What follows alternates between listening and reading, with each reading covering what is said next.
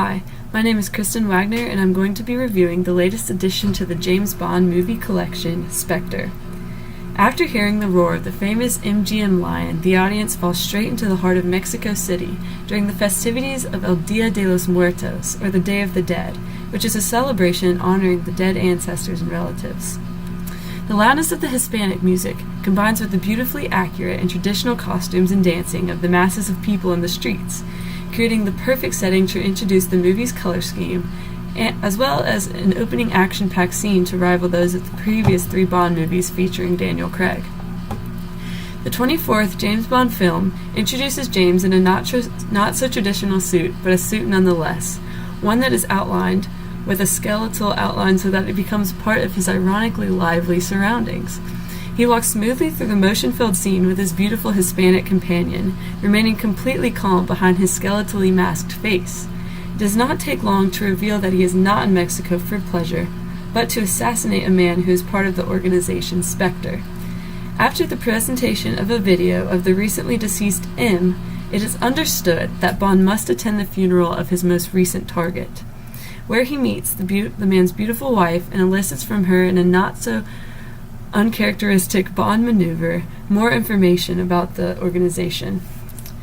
After an agreement made with an ex-member of Spectre, he acquires the task of protecting the man's daughter, which is the latest and lovely addition to the Bond girl collection, Dr. Madeline Swan, played by Léa Seydoux. This difficult exchange was initiated by Bond in order to obtain the information required for the takedown of the organization's mastermind. Spectre is very much a tribute to the classic James Bond films. The organization Spectre itself, referencing the 1971 film Diamonds Are Forever. After Casino Royale in 2006, there has been a steady return of the James Bond films back to their traditional form and style. It seems almost as though the first of the Daniel Craig Bond movies took too large of a leap, giving the audience a story so complex that it took several viewings to understand the plot. The movies would have eventually developed until reaching a point of no return. They would have deviated into something entirely different, something unrecognizable as a Bond film. Spectre shows the full return of the movies to their classic pursuit of the bad guy format, with a steady and clever revealing of information about the underlying plot to the audience. The film brings back the beloved motifs of Bond's gadgets, this time an exploding watch that gets him out of an almost inescapable situation, and, of course, the Aston Martin DB5, the car that requires presence to accomplish the full Bond experience. Even the seemingly undefeatable giant chasing Bond throughout the movie is a reference to Jaws, and the equally formidable opponent introduced in the 1977 film The Spy Who Loved Me. Spectre is filled to the brim with suspenseful scenarios in which Bond manages to save himself or whatever needs saving in the last possible moment.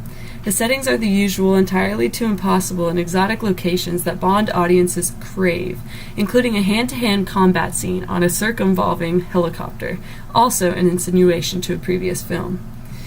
The multitudinous backdrops remain appealing to the eye throughout the entire film, using particularly subdued colors without much deviation from the chosen tan, black, and white, a color scheme fitting for Bond's always appropriate attire of his black suit, black tie, and white shirt. James Bond is a character who's able to adapt to any scenario, no matter what it takes or what resources he must utilize. This aspect of the character is central to the James Bond franchise. Spectre does not fail in delivering a set that is beautifully interwoven into the events of the film, and adds a nice touch by using fire as Bond's motif throughout the movie, similar to his go-to weapon in 2002's Die Another Day, going as far as to use the similar fiery woman silhouettes in the opening credit animation. Dr. Madeline Swan is perhaps the only deviation from tradition seen in Spectre. While she contains most of the classic attributes of James Bond women, including her beauty, her unmistakably perfect attire for every occasion, and her ability to assist Bond in his most trying tasks, she stays true to the newer image of the Bond girls created for Daniel Craig. Each of the newest members introduces a deeper character, contrasting to the stereotypical, laughably flirtatious female characters in the older films. Although Léa Seydoux' Dr. Swan cannot compare to the complexity introduced in Casino Royale's Vesper Lynd, she is a character that makes Bond capable of love, rather than just a seducible and subordinate female, and even changes the fate of the Bond women, being one of the only members of this elite group to survive throughout the entire movie.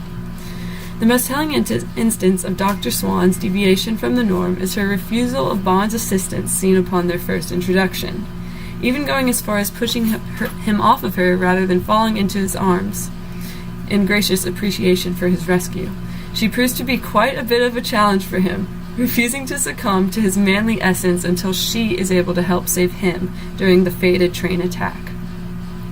The movie was made to prevent the eventual destruction of the Bond that our culture knows and loves.